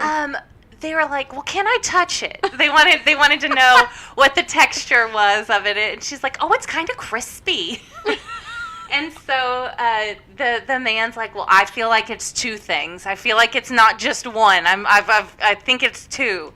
And somebody says moose, and then the lady's like, well, I don't think he's got an animal on his head. And so, then they go back and forth about that. But shellac. They said shellac. It was so funny. And it went on for probably a good 4 to 5 minutes, I would say, that the whole, and it drew a crowd. Everybody starts filling in and trying to figure out what's going on. And now, it your was poor really husband fun. And his hair, he looks like a normal guy. It's not like his hair is like crazy looking. He's just got the high and tight and the cut in part and combed over to the side. And yeah. He's stylish. What did it end up being? A combination? It's a combo. It's a pomade. It's more of a pomade, and they did not guess. Yeah, that's funny. Yeah. But the shellac woman won. She's like, that counts. That counts. She's like, that totally counts. So that was our fun experience, and it got everybody out of their funk over arguing over sitting down in the seat. And that is something everyone should be aware of, is that just because you are in the most magical place on earth, you should expect, especially if you have kids. Well, no, especially if you have a spouse. You're going to have a Disney meltdown. You're going to have some meltdowns. You're going to get testy with each other, and that's normal. That's okay. It's not going to ruin your vacation. It's vacation. Yeah. You're in close quarters. I must be living in a denial if I think that people don't have an argument when they're on vacation. Right. There's just so much togetherness. And especially expect that with kids who don't get their way, and temper tantrums, adult temper tantrums as well. So tell us some things that you like to do at Hollywood Studios. Again, my kids are at the age where they enjoy Rock and Roller Coaster, which is more of probably one of Disney's biggest thrill coasters. Mm-hmm. It does go upside down, and there are corkscrews on that. Yes. And they love it. Absolutely love it. We did want to explore the new Toy Story Land. Okay. And y'all did get that Fast Pass. We did get the Fast Pass. And on a separate day, we stood in line to do that too, because it was fun. Right. So, how did you like alien swirling saucers? I'm glad we had a Fast Pass. I thought it was fun. It was a super cute ride. It wasn't that a thrill exciting. Seeker. It wasn't that exciting. So it's more of a kiddie ride? It is a kiddie ride, I would say, yes. And it just isn't very long. If you were waiting in line for a really long time to ride that experience, it's not a very long experience. Okay. And what else do y'all like to do at Hollywood Studios? Do y'all like Toy Story Mania? We do like Toy Story. We like Toy Story Mania, yes. It's a fun shooting game, guys. Yes. It's 3D. Like an arcade, 3D so arcade, fun stuff. I really like Tower of Terror. Yes. My kids did not like that last year, and so they vowed not to do it this year, so we did not do Tower of Terror this go around. Well, it's not as fun by yourself, I know. So I don't blame you. And actually, they were only there are 2 elevators that go on that ride, and only one side was working order. Yes, it's going to be like that all summer, I believe. Yes, so they were having a problem, and the wait times were a little bit longer on that, so we decided to just go ahead and forego that. Something I like about Tower of Terror is at the very end there is a gift shop, and the gift shop is one of the places, there's 2 places on Disney World property where you can get your picture made into kind of a transition picture where it goes from your smiling face to all, and then it transitions. I forget what you call those pictures. Lenticular. Lenticular, yes. And it transitions your face into like a zombie or monster face, and it's so funny because you can get it done there, and it takes about 10 minutes or so, or you can get it done at Memento Mori at the Magic Kingdom right outside of Haunted Mansion. But I just wanted to let y'all know there are some options with that sort of pictures. This is a wonderful souvenir. Any sort of picture gifts are great souvenirs, and I really like the one at Tower of Terror because most people don't know about it. so it's not really crowded. But that's something to check out. Tower of Terror is one of those great rides that I think it finally reached its 20 years old. It hurts because I remember when it's being built, but it's one of those that is highly themed, and all these, most of the rides at Disney World are highly themed, but there's something about Tower of Terror that So just neat. the minute you get into the courtyard, just the music, the Eerie. fog, that eerie 20s like music. I mean, it really sets the mood. I love Tower of Terror, but creepy ride. I agree. I'm not going on it without my kids. It makes me sick. I got to load up on Dramamine these days to go on everything. Do y'all ever do Star Tours or Jedi training or anything like that? We have tried to do the Jedi training in the past when my kids were a little bit younger. And this is a little bitty, kind of like you sign your kids up to be on a very brief stage show where they get to fight Darth Vader or someone, like with a fake lightsaber. And it fills up fast. If you choose to do that, I would say that's something that you need to get to the park at the beginning of the morning at opening time, and you need to head that direction. I hear it's changed. Oh. I hear after Toy Story Land opened up, you can actually... You don't have to rush like we did, like you used to have to do, because I've been researching that because I kind of wanted my kids to do it. But it always filled up like crazy The early. last time, my kids have almost outgrown doing that. So whenever that was something that was an option for us, we, at the time, had to rush over and go to that. And the only available time slot that was left was during a time that we had a dinner reservation or a lunch reservation, and we were unable to... do that. Right now, I think there's going to be lots of spots available, but I have a feeling that once Galaxy's Edge, the new Star Wars land, opens up, that will have a resurgence of popularity, and there will be more and more people signing up for that. So do check out Jedi training as a fun freebie sort of thing to do that's not a ride for your kids, but you do have to sign up for it, and they're pretty strict about you actually have to be in line, and your kids have to be in line with you. Yes. You can't just, I'm going to run here real quick while y'all go wait in line over there. No, everyone has to be there. So they're pretty strict with that, but it seems like a really neat experience, but if you don't get there soon enough, your time may be very limited, and so for y'all, it just didn't work out. It just didn't work out. And then my husband has motion sickness problems, so Star Tours is not something motion that sickness is terrible. He does not enjoy that attraction. Y'all, it's the worst for motion sickness. I used to be able to ride that. It's really fun. Again, this go around, we did not partake in that. It would have been the boys and I doing that, and for whatever reason, our timing just didn't work out. It's a really neat experience, though, and there's up to 50 different options of how that ride can go. And it's a stimulator with screens, and it moves around. Yes. What did I say? I meant simulators. No telling what I said. Simulator ride. So it's one of those where the screen is moving and you're moving. Yes. But for those of us who have motion sickness, it can be painful. And in the past, that was never a problem for me. Again, I take my Dramamine religiously, and that helps, y'all. I can ride pretty much anything if I load up on my Dramamine. So don't let that deter you. But it will, if I don't have to go on it, I'm skipping that one for sure. But kids like it. Yes, and we went ahead and did the Indiana Jones Stuntman show. How was that? We love it. We really like it. Has it changed any? Absolutely not. Not a bit. No, not a bit. But it's still good. We know exactly what's going to happen, but we look forward to knowing those thrills that are going to happen. Are you looking forward to Galaxy's Edge opening up? Yes, I think it's going to be neat.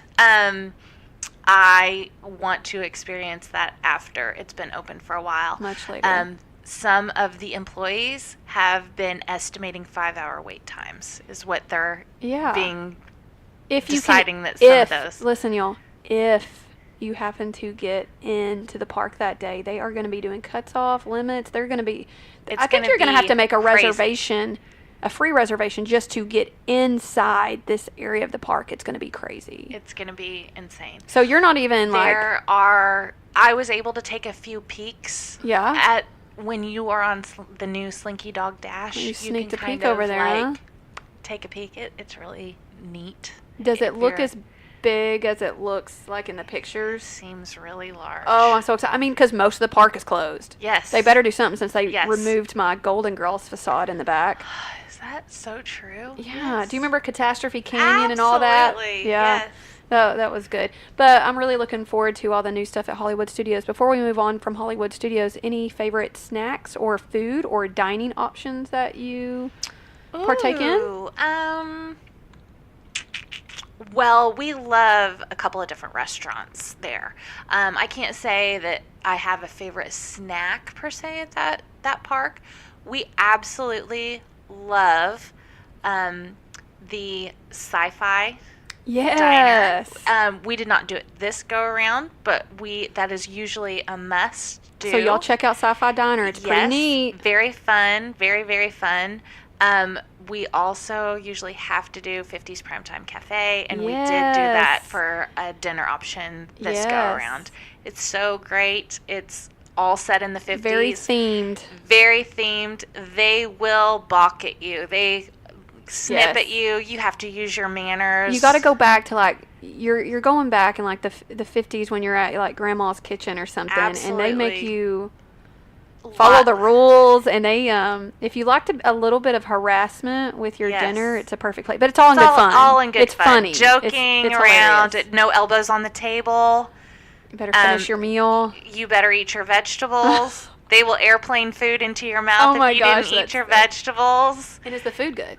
The food is fantastic. Yum. I had Mama's pot roast. Oh, that sounds so good. So good. It was so delicious. Oh my goodness. They have really good fried chicken. And again, y'all, the portion sizes are insanely huge. Huge. And Huge, they huge, have huge. interesting desserts there too, or at least shakes and things like that. Yes. And there you can get a milkshake with your meal. It's included. Now, with y'all's dining plan meal, are y'all partaking in the adult beverages that you have mentioned? Yes.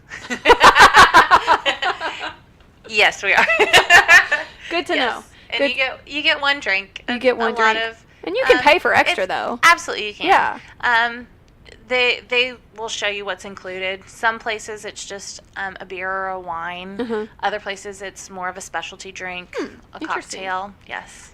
Okay. Any other interesting food treats or unique experiences at Hollywood Studios that are worth mentioning? There's a large Disney Junior area that's really neat. Yes. The Phantasmic show at nighttime is really fantastic to see. We did not do that this time. Okay. Just with time restraints and different things that we had going on. But y'all have seen it before. Yes. So it's going to be different for you guys because y'all have done so much before. Y'all can really pick and choose and know what to do. Is Phantasmic worth staying for? I think so, yes. Is it, if you had to choose between, for a newbie, Phantasmic and Star Wars fireworks display, if you had to choose? Well, I would do Phantasmic because I enjoy Star Wars, but I am not a die-hard Star Wars person. Okay. So it's a different experience. I feel like it's a different experience. Would little kids be entertained by Phantasmic? Yes. So it's a good place for littles? I think so. Okay, great. Good to know. There are going to be some changes with how you arrive to Hollywood Studios if you're staying at certain resorts. Not only can you get there by your buses, those that are staying around Crescent Lake can get there by ferry. Those are going to be some of the boardwalk, the beach club, yacht club, Swan and Dolphin. You can get there by ferry. There's also going to be several resorts that will have access to the new Skyliner gondolas that are going to be arriving pretty soon this year. So there's going to be lots of options on how you can get to Hollywood Studios depending on where you're staying. But you guys got there by bus, correct? We did, and we actually also did the waterway from Epcot over. Ooh. Now, they were testing some of the gondolas. Yes. And they are making a new port or queue or entry port for that around the Epcot area. Yes. And in the World Showcase there. So they actually had that waterway closed at Epcot. So we had to take a quick walk over to Boardwalk, which is maybe a 5-minute walk. And what's 5 more minutes of walking time when you're at Disney? I mean, at that point. So we were able to catch the water ferry over at Boardwalk. Are you excited about the gondolas? They look really neat. I'm a little apprehensive. Yep. Look really neat. Yes.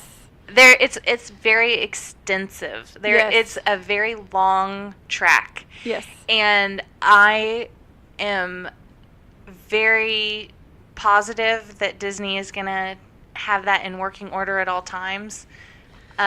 I guess I'm more of a pessimist at some point, and I'm worried. I'm worried at some point those are going to stop. What are we going to do?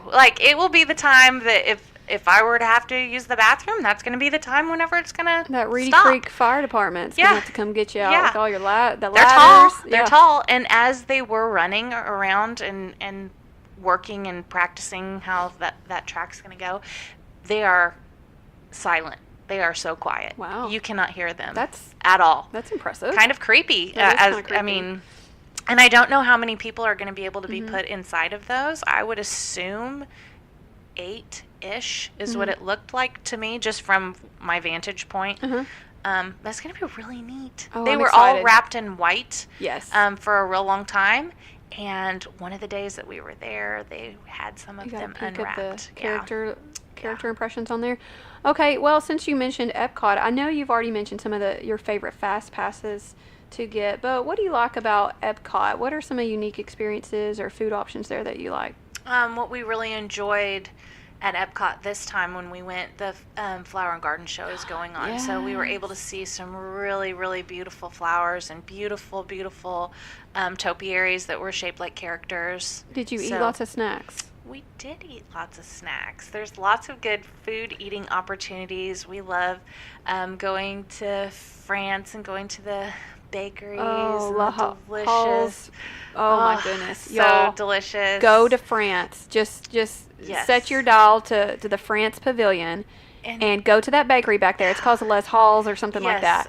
And everything you get there is so good. It looks beautiful. It tastes oh my goodness, yes. delicious. So yes, that Germany's got some really big, delicious pretzels. Germany, and they have a great little caramel couche. I don't know how to say it. It's a little bakery that's made with caramels. It's sponsored by Werther's. So good. And they have so many. The caramel butter bars, the caramel popcorn, everything there is so good. So good. So delicious. We ate some yummy churros in Mexico. Did you get like plain churros, or do you get dipping sauce? Like what did you do with them? They're usually just plain. Is how we do it because it's just easier. There's delicious egg rolls. Really, I've never tried the egg rolls. Oh, they're so good. Are they only for the festival? No. Because y'all, there's going to be certain foods that are only available at certain little bitty stands and booths at different festivals, but there's going to be some quick service or like fast food options all year round. Yes. No, there's a little area that you can buy egg rolls. One thing, we ate our lunch when we were at Epcot. We ate our lunch over in England. We ate fish and chips. I love that little fish and chip shop over there. They're so delicious. A lot of people love the fish and chips there. So good. It's not heavy tasting. It's just a really good light white fish. And that was really good. And something about Epcot that a lot of us adults can appreciate is that there's a lot of drink stops, and I don't mean just slushies. Beverages. There's a lot of adult beverages that you can imbibe upon, and this is a great selling feature for a lot of families. When you're going to convince your family to go to Epcot, you're like, well, there's booze, and Epcot is one of those places where there's lots of it. Lots of different way around the world. Exactly, and you can try different types of booze from different places. They do have a food and wine. They do have that. They have a food and wine festival. Yes, I've been there for that as well. You have? Yes. Oh, I would love to hear about that. It was lovely. It was lovely. So that can be, we're not advocating that you get, skunk drunk around your kids, but, it does help. Whatever gets you through. For real. Whatever helps. Do y'all go to the World Showcase much with the boys who are thrill seekers? Yeah. We kind of plan on Epcot being a little bit more of a recovery day. It's a little bit slower day. You're going to be walking a lot. We have the pep talk like, okay, remember, we're going to do some fun things, but it's the World Showcase. You're going to have to walk all the way around the circle. Have y'all ever done the Agent P? Yes, we have. And that's a good thing to do. It's done by... It's like a little scavenger hunt that you can register for, guys. Where do you register for it? It's at the beginning of one of the main. offices? Or Yeah, what do you call it? Like guest it's services? it's right before you get to the World Showcase. Right before you walk around, it's right after, and there's a large fountain. Okay, and then so if you go to the continue right on, before the Canada Pavilion. to the left. To the It's left. It's gonna be on the left before you head to like Mexico and everything. Oh, okay. So it's y'all, like so when you go in the park, go before. left. Yeah, it's after before. There, you're gonna see Mouse Gear, which is the big emporium huge shopping gift shop. Mm-hmm. And right after Mouse Gear, there's gonna be like that little area that's long before you're gonna enter the World Showcase. And this little scavenger hunt is great for kids. At what ages do you think this is good for? I would say this would be fantastic for about 7 to 8 to probably 12-ish. Okay. I would say that that's probably a fantastic And so thing. It gives you a little something to look for at every stop. Do you go all around Epcot for the scavenger hunt? Yeah, you go all the way around the World Showcase. And there's always spots, like if you're done doing it, you can drop off your... It's basically kind of like a little walkie-talkie that will talk to you. Yeah. And you can drop that off anywhere. Like if you're tired of doing it, or if you don't want to do it anymore, you can just hand it over. I really think and my then they daughter have would love all that. of the Kid Cot stations too, which is a little coloring page, or it's like a paint stick that has a little character on it. Yeah. It's usually Duffy, which is the bear at Epcot. So you can pay a little bit extra and get these little passports for your kids, y'all. And this is really, really cute. And this is a way that they've made the World Showcase. The World Showcase is showcasing all the different countries around the world. And they have that at Epcot, and to make it more interesting for kids, you get these little passports, and they stamp your passports, and they usually have some sort of Kid Cot activity, which she's mentioning, where they do and you can pay crafts. for the passport thing, or otherwise or you don't have to you don't pay. Have to. You can still get do the just activity. something to color on, and then they can stamp your stick. Yeah. That's on the stick that you hang on to. So the little passports are so cute, though. Yes, and I've never done it, but I want one. $10 or under. Yeah, that would be worth it. It's fun. So yeah, if we see a Kid Cot station, we usually stop. Especially, keep in mind, you're going to have to keep your eyes open if you are a family that has to rely on the parent swap, the ride or switch option, because you'll have one kid that is big enough to ride, but there's going to be someone in your party that is not big enough or doesn't want to ride. So that means you have to swap out. You can do little activities like these Kid Cot stations while someone else is on a big person ride. Right. Any other favorite food treats or entertainment options at Epcot that you haven't mentioned that you love, adore, must-dos? I always also like buying the $13 oyster to get the pearl. I mean, you do that, huh? We skipped the pearl this time, and it was probably the first time in I can't tell you how long. Do you buy a setting for it? Sometimes, yes. Mm-hmm. I've had rings. I've had double pearls before. I've made earrings. Ooh. I've made necklaces. Listen, moms and girly girls. Fun. It's an inexpensive little way to find a... It's entertainment, too. It's such entertainment. That's wonderful. Do y'all stay for the fireworks show? We did not this go around. We have stayed for Illuminations before. Is it still... Is it about to go?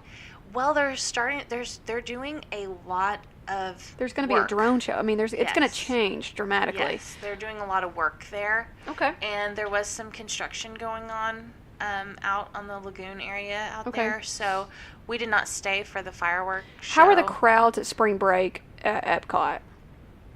It was really not that bad. Manageable? Manageable. Out of all the parks, what had the worst... Well, when I say worst, heaviest crowds? Magic Kingdom. Magic Kingdom, okay. I feel like they had the least amount of construction and things that were closed for refurbishment at Magic Kingdom. Okay.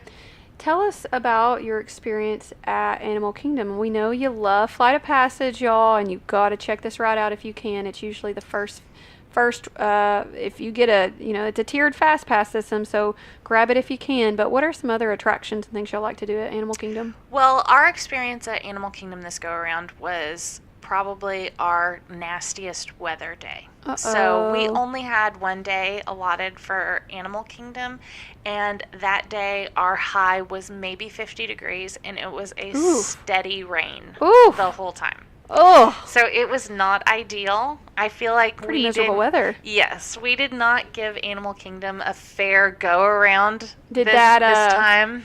Did that take care of some of the crowds? I feel like people were still They were working hanging in through. there. I mean, when you spend that kind of money, I feel like spring breakers are they were serious. like, we're still going. We're still Yeah. going. We had a really wonderful experience at the safari Yes. ride. It was feeding time whenever we went. We had a fast pass for that, and it was feeding time, so all the animals were out. They were excited. They were really out. They were okay. They hungry. It had been really hot the week before. What time of day did y'all go? We went in the morning. Okay, y'all the Yeah. morning. Yes. Safari in the morning. Yeah, we did.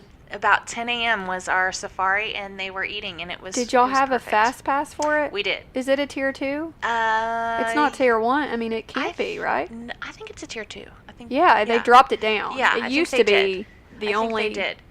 Yeah. Okay. So we had a fast pass for that, and it's a great ride. And Was it raining then too? It was. It But- was sprinkling. But y'all were in a we were covered under. vehicle. We were in the covered vehicle, and the animals didn't care. They I don't mean, care. they were thrilled. So we were able to see a lot of good animals, and then something we've done in the past we didn't do, but inside the Big Tree of Life is a cute. It's a Bug's Life. Yes. That's always a cute little 3D show. Yes. It's just a sit down. It's a good place to. My kids haven't done it yet, but I have.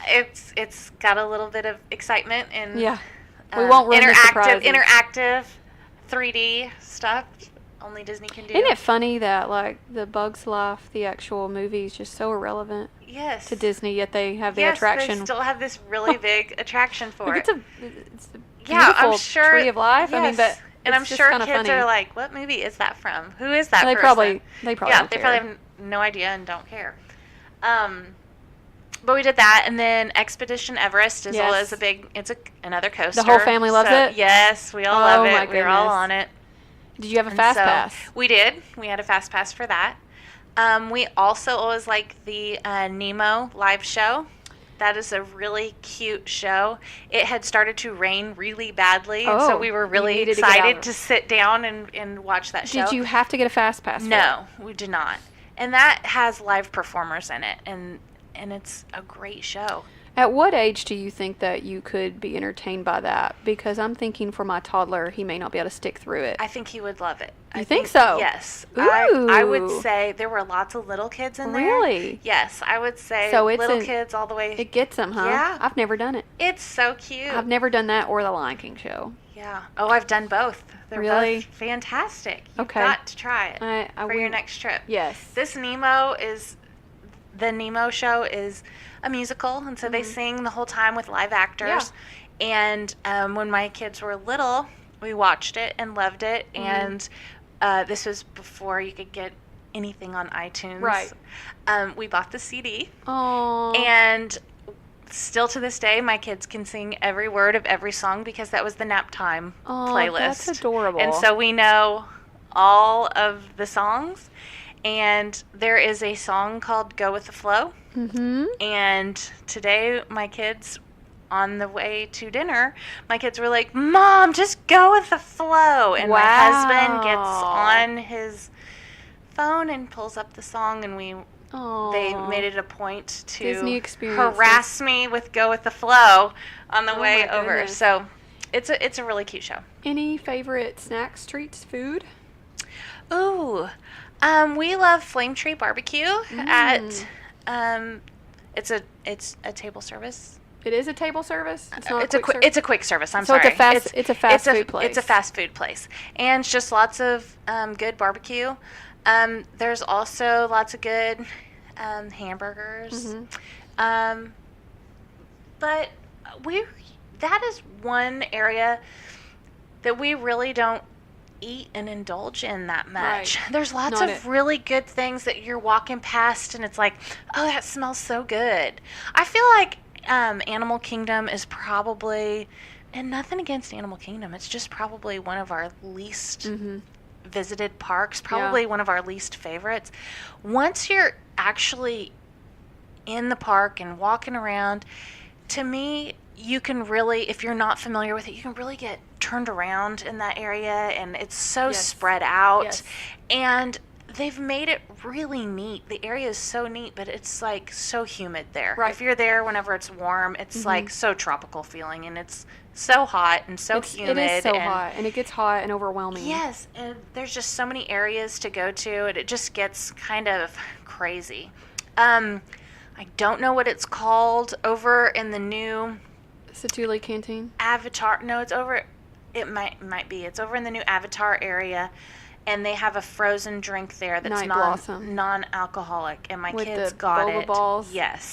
The Night Blossom, I Yes, believe. But they liked that. but You you can can get get it. it alcoholic. You can get a it with a little booze, guys. something in there, Little but we extra, had extra. my kids had the non-alcoholic Yes. version, and it's good. It's really sweet. It is it's very like sweet. almost too much. I can't do it. But I tried it. they got that, and they really enjoyed that for Uh-huh. a snack. But there's a bunch of just really yummy Yes. things, and we just probably don't give it a fair advantage of doing. We usually Sure. go do a few things Right. and like hit the highlights of our highlights being Everest Safari So Ride. it's not a food-centered park for you guys. It's not. It doesn't sound like for most of y'all's trips that y'all are food-centered family. Y'all are more rides and attraction-based sort of family, it sounds like. Yeah. As we're wrapping things up, do you have any other tips for newbies that we haven't covered that you think would be important for them to know? I have always depended upon the Burn Balm book. I love getting What's the it book. called? I think you pronounce it Burn Balm. Yeah. Do you know what I'm talking Yes, about? that like the old guides? Yes, the Yeah. old guides. I like an old-fashioned book in my hands. I like to be Yeah. able to look at it. I know there's a lot of They resources. update it every year, and right? every year they give you tips, and they have one that's just regular, and then they have one that's with kids. Mhm. I really think it's a valuable tool if you've never been before. Okay. There's so many good tips that they can tell you about. I think something to remember is anywhere you go, you can ask for a cup of ice and a cup of water, and it's Yes. at no charge. Yes. If you have little kids, know that there are nursing stations Yes. and changing station areas in every park that are delegated, and they have people that work inside there that are so nice that will give you help Yes. if you need anything. Yes. Like Lactating moms, do not fear. You can go pump there. You can go nurse your babies, and it's a Yes. very nice area. and it's clean and wonderful. There were just Yes. good areas. I mean, they always had water coolers there too. So Mm-hmm. if you're not a nursing mother and you're a formula mom, you can get water in there to mix your formulas. We've had to get diapers in there.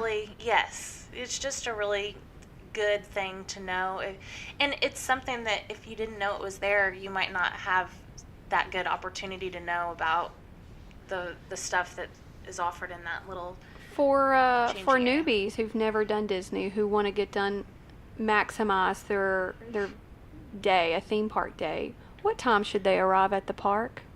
beginning of opening. The time that it opens, you get there.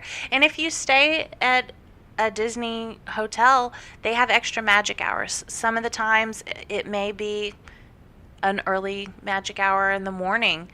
And as tired as we all were on our vacation, we would get up and get there as early as we could.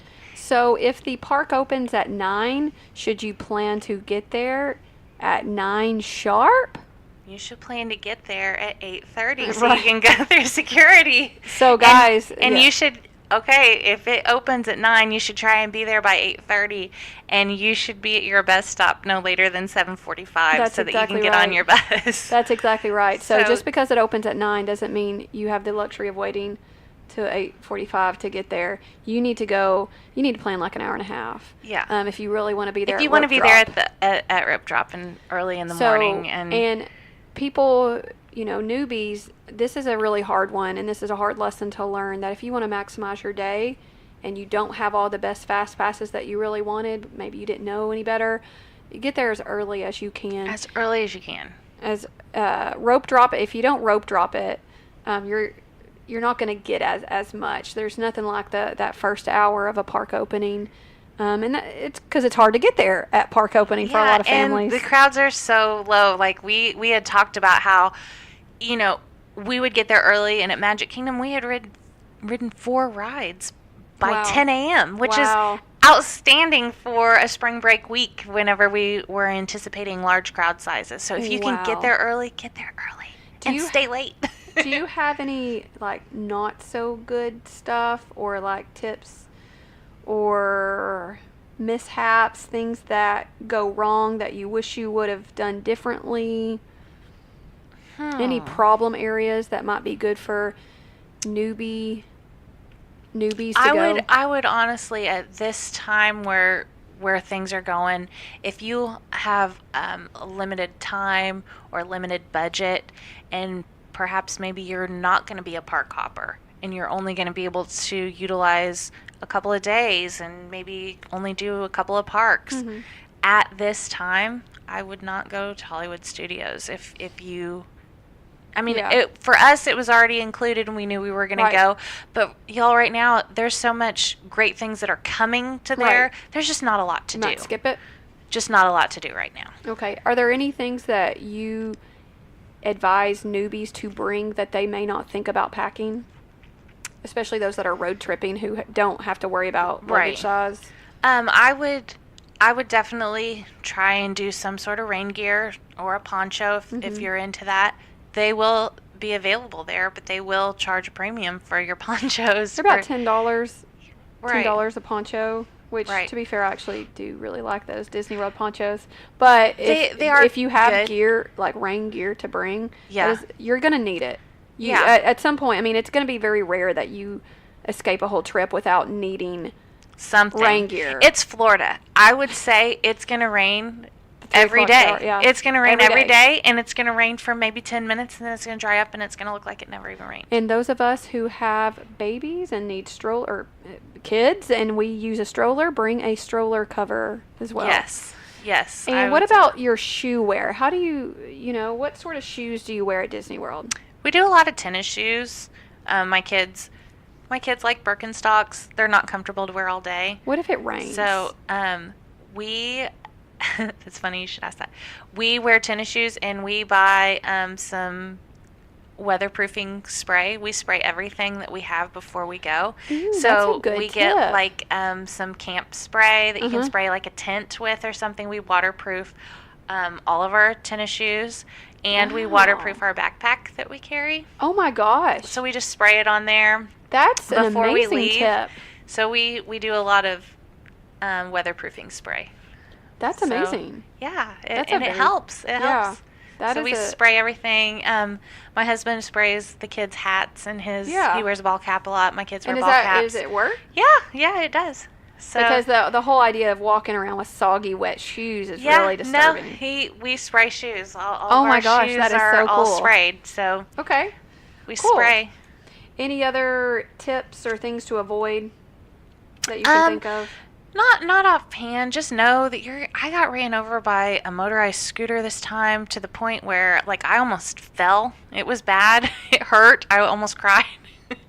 And you just get really aggravated. You just have to be so patient. You just have to be so patient. And it's hard to be patient when you have places to go. Yes. And so you're going to get bashed into with a stroller. You're going to, bad things are going to happen. It's going to happen. You have to be prepared. There are a lot of foreign people shouting things you do not understand. They're going to ask you to try and take a picture of them, and you're going to look at them like, what are you saying to me? I am not paying attention to what you're saying. The crowds are going to be big. Do you advise people to get Memory Maker? We have a Memory Maker, and I think it's worth it. Memory Maker is a photo package where you have access to download all of your photographs that all the photographers around the Disney World take, and they're everywhere. They're at all the parks, even some at Disney Springs. At characters at different positions at the park. Any ride you ride that has it's an extra charge, y'all. It's going to cost a little bit closer to $175 to $200 these days, but from a lot of people's standpoint, it's a really good deal. Yeah, we enjoy it. Okay. We did it. We enjoy it.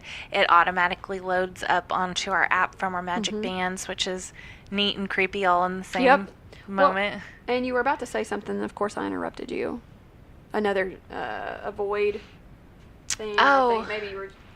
I think it was just building on with little kids, like Oh. making sure that they either know your phone number or when my kids were little, I wrote phone number on their arm. Yeah, with a Sharpie. Yeah.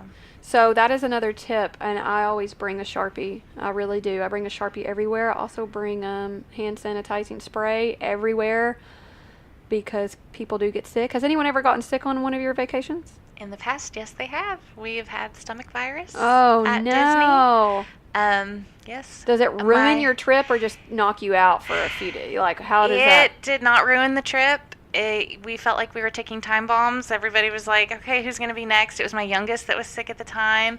And my oldest and my husband stayed and had fun. And my son was at a stroller at that time. And I said, I got this. I can do it. I'll ride the bus back. Because he just kept saying, my throat hurts, which that was his key for, I think I'm going to puke. Oh, no. And we were on the bus, and he was on my lap, and it was all over me. No. And it was all over him, and people around bus. us were so nice. The bus driver was so Really? nice. People were so nice. Yeah, so we got back That's to kind the of room. unexpected because Yes, everybody just pulled together, and they just Wow. looked at me, and they felt so sorry for me. And I would have felt somebody sorry for came you, but and I would have been like, got the stroller for me. No, they way. were, I know, I was so embarrassed, but no, Oh, they were no. great. When one of the trips, whenever my parents were along, actually it was just my mom had come to the trip with us, and my oldest was an infant at that time, and we were going around, and she just kept saying, oh, I feel so bad, I'm so sorry, I feel like I'm dragging everybody down, I just feel bad, my throat hurts so badly. She woke up, she had terrible raging fever, and Disney has doctors. Yeah. And we had a doctor sent to the room, and so you just call up at the front call desk? and say that you're sick and you need to have someone sent, and they send a doctor. And so a doctor came to our room and checked on my mom. She had strep throat, Oh so my she was gosh. given an antibiotic. And they also have a pharmacy on property. So that makes it kind of convenient. Our prescription was sent in, and she saw a Disney doctor, and we had a Disney prescription. So it was very magical. That is. Do y'all do anything preventative-wise to help y'all not get sick? I am a germaphobe. Yep. I do carry Lysol with me Yep. into the room, and Do you Lysol everything down? I do. Yeah. And we have Clorox wipes. Do you have the that- spray or do you use the wipes? I have both. I take Clorox wipes and Lysol spray. So you get that room all. Yes, and I also sanitized. carry room spray with us because we have a 4-bathroom house to going to a 1-bathroom house with boys. And so I didn't there's think about lots that. of air freshener and Oh, God. sprays and lots of stuff that has to go on. You know, to that's something I don't even. sharing one bathroom. You kind Yes. of like take advantage of the 4 that we have that now Yes. we go back to 1, and it's overwhelming. So Oh, my goodness. it's close quarters. By the time So we're done, prepare. everybody's really excited to have some alone time. Imagine. All right. Well, is there anything that you would do differently about this trip? We just things we couldn't control. We just really wish the weather would have been just a tiny bit more cooperative. Mm-hmm. But for the most part, it was pleasant. It wasn't too hot. We didn't have to say, man, I'm so hot. Would you be willing to go back on a spring break? Yes. And when is your next Disney trip planned? It's not planned yet. Oh, my but goodness.